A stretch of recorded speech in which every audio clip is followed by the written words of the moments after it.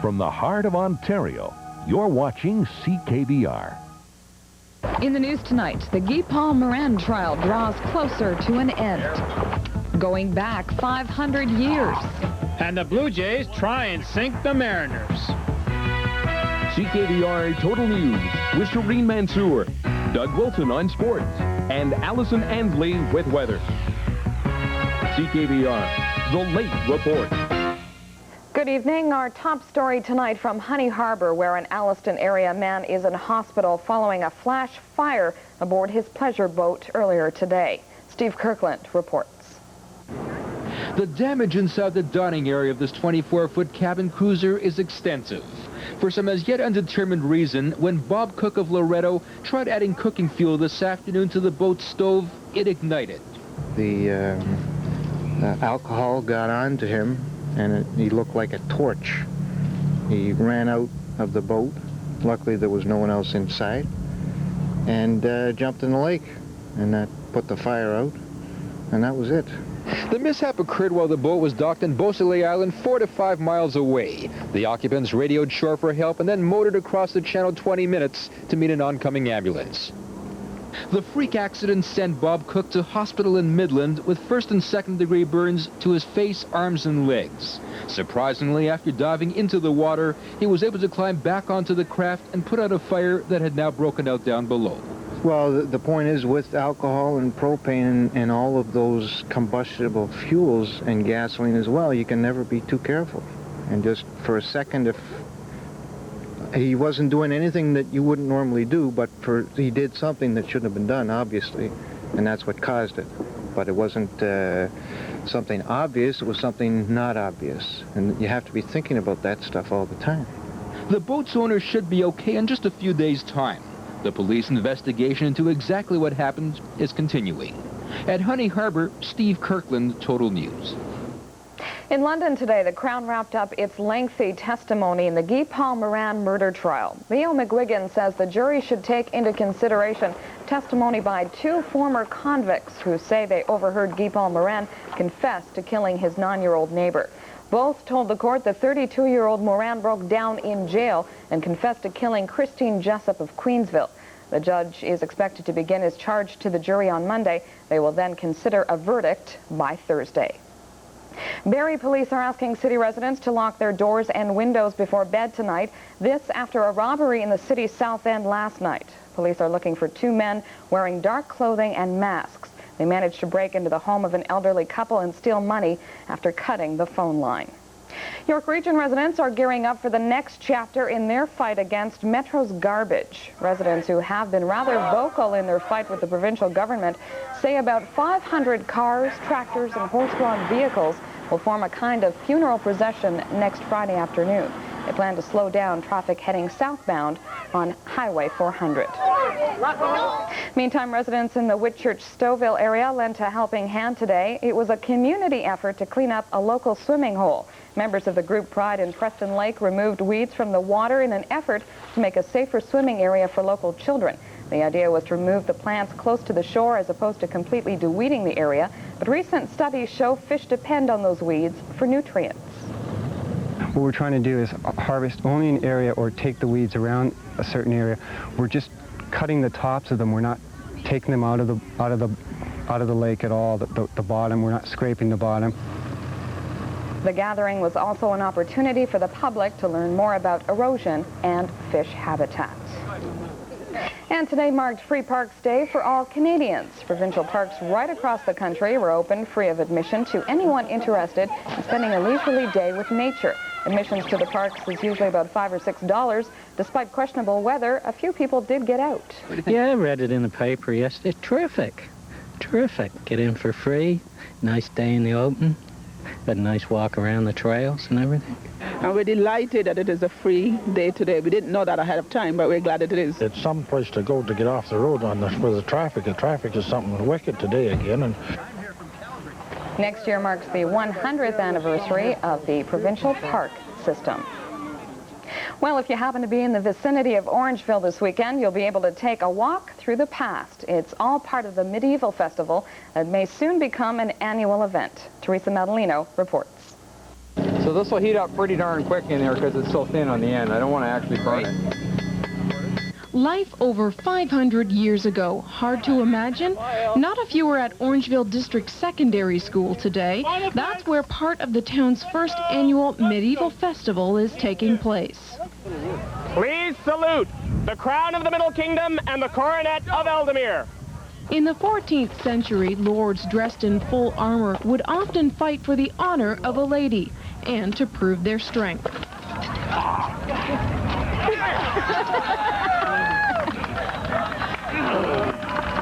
mean I lost? Yes. What happened? He lost. Mine lost. They take their own positions of their choice because it's a strategic thing. They choose where they would prefer to come from, and they sort of square off, facing each other on either side of the field. When they are given permission to begin, they charge toward each other and engage. The most exciting confrontation is between the more experienced fighters. Their mission to impress Princess Catherine, who enjoys the entertainment of a minstrel from the sidelines. Musician, a sack but a say, a fine butt of sack would be suitable pay. Come drink to the king, drink to the prince. Yes, the medieval times are recreated, but most people within society live noble lives. In real medieval times, yes, the nobles lived very well, but real medieval times was a great deal of suffering. The spinning wheel came into Europe in the 1600s from India and virtually hasn't been changed since today. It still works perfectly. The festival, organized by several local clubs, continues tomorrow at various sites. Now that we've experienced medieval times, let's go inside and find out what the future holds.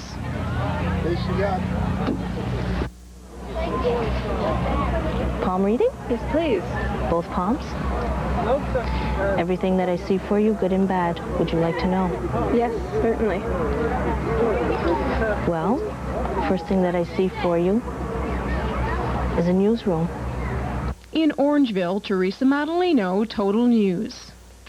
I think she hit that one right on the nail. Yeah. Right there. Good thing coming up tomorrow. Some sunshine for anyone that's hoping. That's right. I'm not kidding this time. It really is getting better. I'm not just saying that.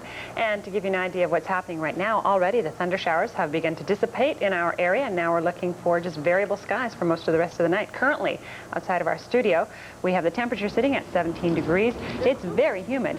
It's going to stay up around 95% for most of tonight. The winds are calm. They'll stay calm. The barometer is steady at 101.6.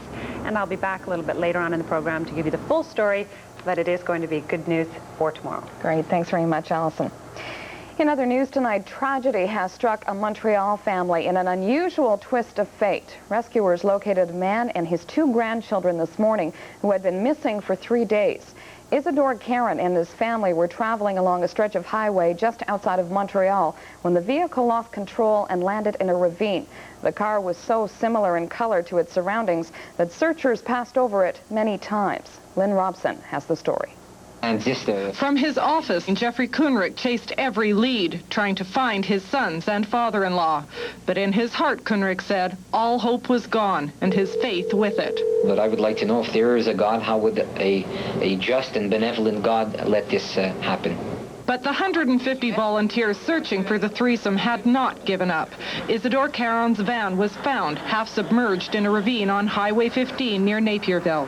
It would appear to Mr. Caron was either taken with a sudden malaise and either lost control or lost consciousness, and his vehicle went into the middle of the highway where he missed 2 guardrails, totally a very narrow guardrail, to finally fall into a river. Police and firefighters pulled them from the van. 5-year-old Andrew Kunrick was dead. He had been in the front passenger seat. But 7-year-old Marlon is alive. His grandfather, 64-year-old Isidore Caron, is injured. Andrew and his grandfather were taken for emergency care to Saint-Jean-sur-Richelieu Hospital. Lynn Robson, CBC News, Montreal. And Montreal police say they will, of course, continue their investigation into the incident. Doug Wilson joins us now, and Jays are still playing at this hour, aren't they? Yes, they are. A very late start tonight in Seattle on the West Coast, and the Blue Jays in Seattle for the start of or actually they're in the middle of their series, their 3-game series with the Mariners. The contest did not get underway until 10 p.m. Eastern Daylight Time. Now, this is in the first inning of play. Mariners with runners on first and third. The Juan Guzman gets a pop-up. Alomar makes the play, and the Jays get off the hook, as does Guzman. We'll have more highlights later, plus, of course, the Molson Indy and the British Open from Scotland as well. Back to Shireen. Thanks very much, Doug. And still ahead on the late report, thousands made it out to the Scottish Festival in Orillia. Stay with us.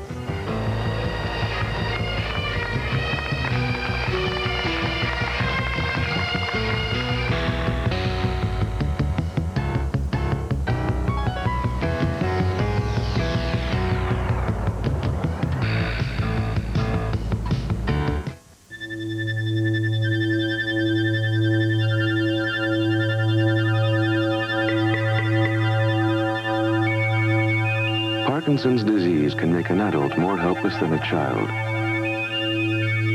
It hits 1 in every 200 Canadians over the age of 40. If you think it could be you or someone in your family, contact the Parkinson Foundation for help. Centennial Plymouth Chrysler invites you to join us for our 19th anniversary celebration. Our entire inventory of new and used cars is on sale, plus service and parts specials during the entire month of July. Centennial's commitment today is stronger than ever before to satisfy our customers. Don't miss our anniversary celebration, the sales event of the year. Join us at Centennial Plymouth Chrysler in Barrie. Thanks for our first 19 years. You can enjoy the world of beauty, excitement, and adventure. All these and more can be yours in the wonderful world of art. And with this art test from Art Instruction Schools, you can find out if you have the interest and desire needed to become a serious art student. So to get your free art test without cost or obligation, call this toll-free number now. Call 1-800-847-9800. That's 1-800-847-9800. Edith, you know you better keep a sharp lookout. What for? For the dingbat catcher. When you read tomorrow today, tomorrow is tomorrow. I don't want no creepos, weirdos, or sexos in my house. Come on, what are you talking about? What's Get out of here. Take all your junk liquor. Here's your punch. Enter the Time Warp. Weeknights for All in the Family here on CKVR.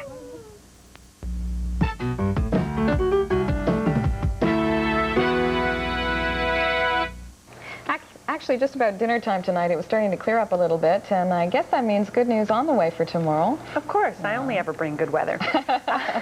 Skies are clearing. We did earlier have a severe thunderstorm watch, and that has ended. So the thunderstorms now are widely spread out. They're dying down overnight, and we're looking for just a mix of cloudy periods and some clear periods for the rest of the night. The news is pretty good for tomorrow, so let's have a look at the systems that are affecting us. We have a ridge of high pressure over us right now, and we also have a low pressure system that's moving in. That's for Monday, so we won't worry about that yet because I'm only talking about the good weather for the moment. We have sunshine in the forecast for most of Ontario, and we also have sunshine with another ridge of high pressure for the east. Moving further to the west, we have temperatures around 20 degrees through most of the southern prairie provinces and a lot of sunshine for the coast. However, we do have a trough of low pressure that is affecting the foothill regions of Alberta, so a little bit more cloud in the forecast there. Let's have a look at the temperatures.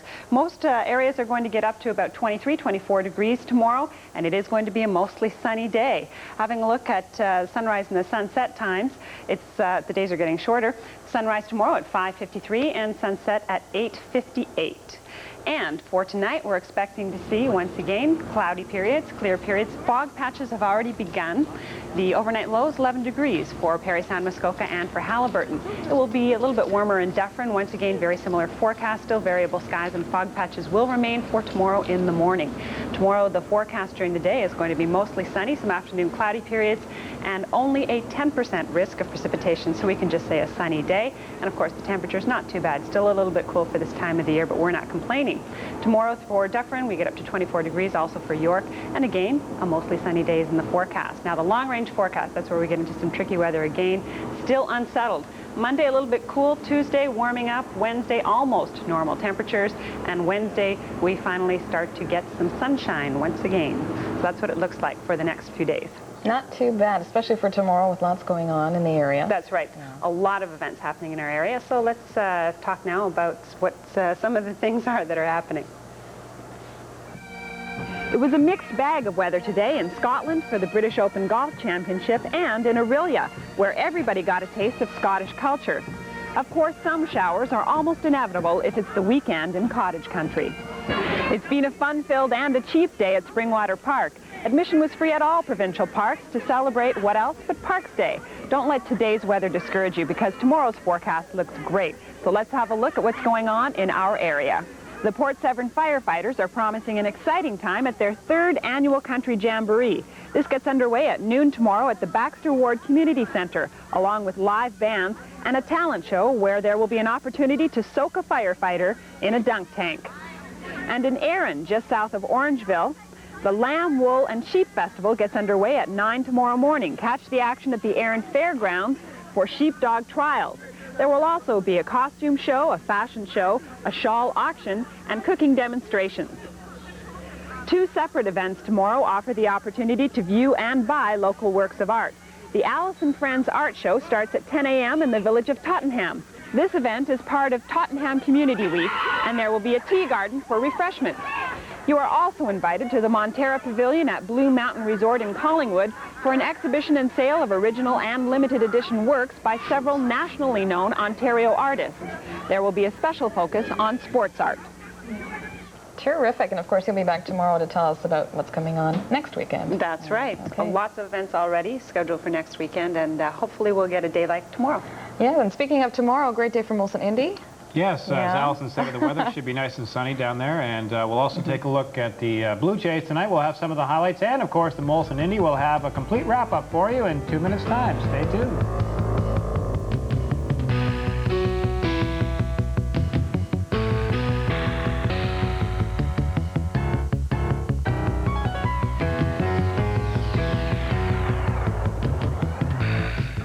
Push this beast around for half an hour, and you'll know why they call it an iron. But now there's Steam Magic. It's so lightweight, you'll flip over it. Steam Magic is so easy to use, it actually makes ironing fun. Just look at those wrinkles disappear. Simply pour in some regular tap water, add a little salt, and in seconds, it's full steam ahead. Even 100% cotton is ready to wear in no time. Did you ever iron anything this easily before? Careful, that's a delicate silk blouse, but Steam Magic could sit there for hours and never harm it. The only heat is from the steam itself. Steam's so effective, it puts a perfect crease in these pants and quickly irons this crumpled up heavy sweater right on the hanger. Yet it's so safe, it won't harm these glued and puffy decorations. Try doing that with a regular iron. Steam Magic comes with this convenient hanging hook to make the job even easier. And look, and this special nap brush, and you can give velvet draperies a professional pressing without removing them. It's perfect for suede, velour, and corduroy too. Why drag out this clumsy ironing board just to do a tablecloth? With Steam Magic, all the wrinkles come out right on the table. And what could be better for traveling? Steam Magic makes straight out of the suitcase look like straight from the cleaners. Don't worry about this ever again. Steam Magic is the safest, easiest way there is to iron anything, and it's yours now for only $19.95. Don't be fooled by cheap imitations. Steam Magic is the original CSA-approved steam iron. To take advantage of our special sale, call 1-800-847-3200. That's 1-800-847-3200. Or send $19.95 plus $4.95 shipping to Steam Magic, Box 747, Station A, Department Number 116, Downsview, Ontario. Order now. Call 1-800-847-3200.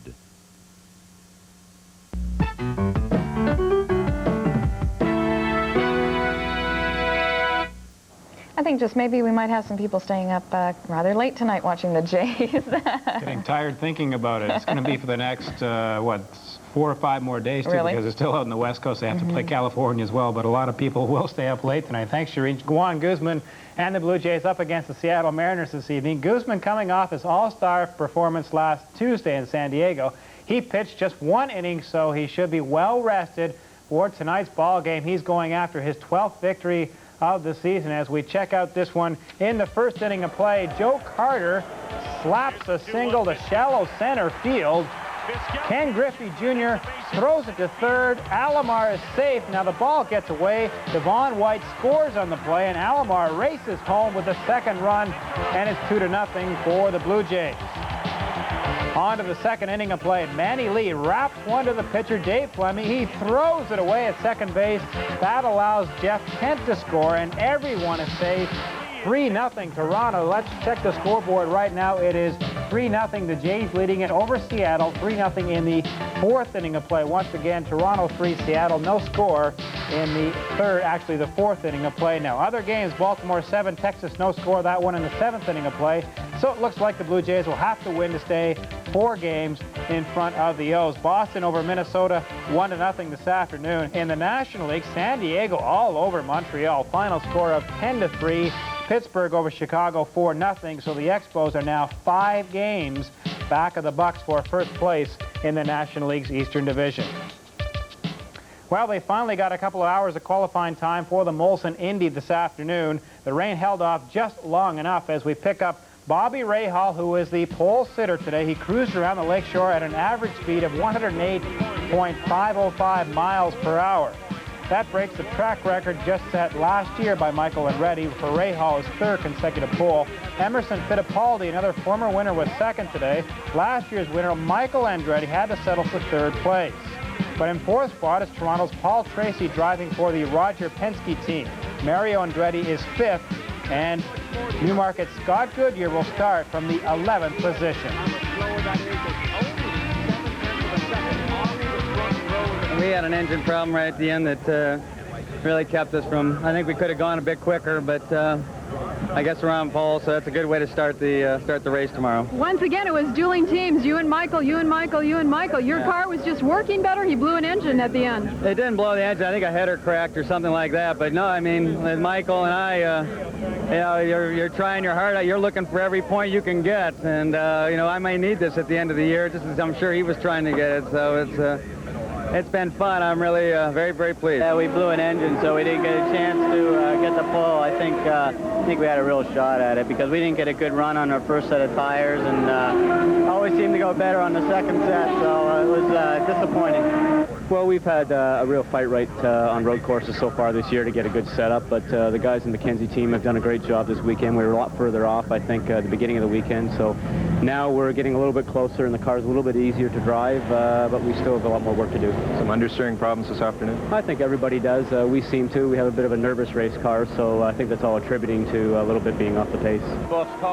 And again, Bobby Rahal has the pole position, and just a reminder, you can see the race live starting at 1:30 right here on CKVR. The unofficial World Championship of Golf is on the line tomorrow in Muirfield, Scotland, and it appears the game's best player, Nick Faldo, could take his third British Open title in 6 years. Nick Faldo was the only golfer making any headway against the 40-kilometer-an-hour winds that blew today at Muirfield Links. Here in the fourth hole, Faldo with the birdie opportunity, his first birdie of the day, and he drops to 13 under par. Steve Pate was burning up the course early on. On the fifth hole, he dropped his third straight birdie of the day to drop to 11 under par. Great read on this putt. He is 2 shots back of Nick Faldo at that point. On to the ninth hole, and John Cook finds himself with a little chip shot. Getting it close would be nice. Getting it in would be amazing. And it's just that, amazing. An eagle, and drops him to 10 under par. With Nick Faldo bogey on the 10th hole, Pate had a chance to tie for the lead with a birdie try on 12, and he nails it to go 12 under par for the tournament. But when Mr. Faldo rolled onto the 12th green, he was not to be outdone. A 30-foot birdie attempt here, and no problem at all. Nick Faldo had his game together. He is back in sole possession of first place at 13 under par. And although the sun didn't shine at Muirfield today, Nick Faldo did. He drops the birdie putt on 17. He is 14 under 199, and that matches the low 54-hole total he set at St. Andrews in the 1990 British Open. Rod Kurtz, CBC Sports. Let's check out the action now at Barrie Raceway. Dave Howcroft has the stretch drive of the 6th race. Into the far turn. Yoda half a length in front. Kawartha Sunbowl is bearing down now. Tirade Daphne is third. Some Haste is fourth. Gallant Bowl fifth. Less than an eighth to go. Yoda with a short lead. Kawartha Sunbowl on the outside. Tirade Daphne is third. Gallant Bow on the outside, fourth down to the lane.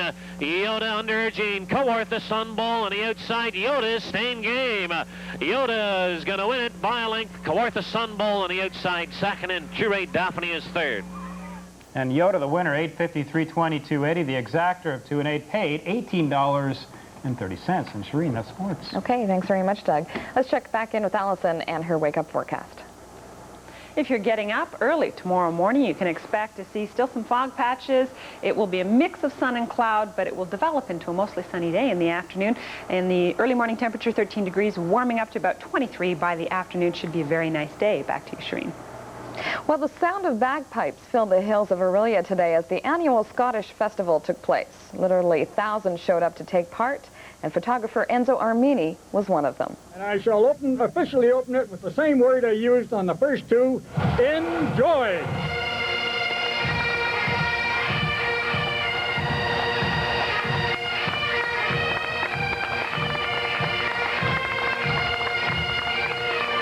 We started our 15th Scottish Annual Festival here in Orillia. We had individual piping and drumming competitions. It was followed by the grand parade through the downtown core, starting at the Lions Oval all the way through downtown. And here we are at our beautiful festival site, Couchiching Park.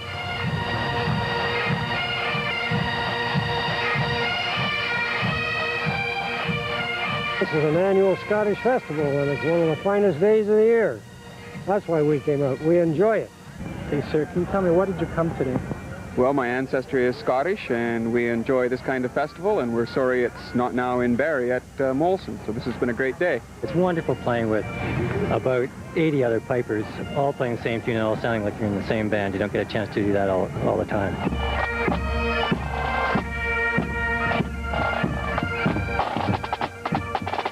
18 pipe bands participating and 12 color parties, and it was a magnificent sight. It's followed by the band competitions, tenor drum competitions, and the drum majors competitions. And during the day you could visit our refreshment booth and visit some of the Scottish clans and the craft booths that are along the main stream in the park. It's a good day. We've had excellent weather. We're going to enjoy ourselves. At nighttime, we will end up dancing away to the wee small hours of the morning at our Scottish Cayley. It's a super night. Wonderful. There's nothing like the sound of a Scottish accent. Of course, you've lost yours. Right. You've lost yours. Oh, well. Today, yes. That's our show for tonight. Back anytime. Anytime? Well, we'll wait for it tomorrow. Maybe it'll show up. Thanks for joining us. Doug, Allison, and I will see you tomorrow night at 6 o'clock. In the meantime, enjoy your weekend. Good night. This has been a Total News rebroadcast.